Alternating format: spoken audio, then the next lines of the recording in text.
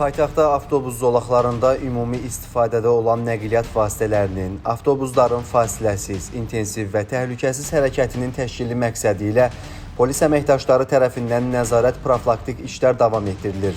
Sərnişinlərin marşrutlar üzrə hərəkətinə maneə yaradan avtomobillər müəyyən olunaraq, barələrində inzibati tədbirlər görülür.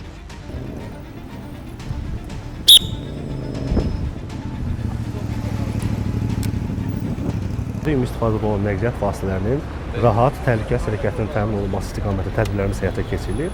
Nəzərə almaq lazımdır ki, həmin zolaq sizlərin hərəkəti üçün nəzərdə tutulur və həmin zolağa daxil olduğunuz təqdirdə inzibati məsuliyyət yaranır. Zolaqlar üzrə hərəkət üstünlüyünə malik avtobuslarda olan vətəndaşları gecikdirən halların aradan qaldırılması üzrə inzibati tənbih tədbirləri ilə yanaşı təbliğat, maarifləndirmə işi təşkil olunub. Ümumi istifadədə olan nəqliyyat vasitələrinin hərəkəti üçün ayrılmış avtobus zolağına daxil olmaqla onların hərəkətini ləngidirsiniz və avtobusda yüzlərlə vətəndaşın mənzil başına rahat, təhlükəsiz, vaxtında çatmasında müəyyən çətinliklər yaradırsınız. Tədbirlərdə avtobus zolağına daxil olaraq ictimai nəqliyyatın hərəkətinə maneə yaradan sürücülər saxlanılır, onlarla profilaktiki söhbətlər aparılır, mövcud qanunvericiliyin tələbləri barədə məlumatlar verilir.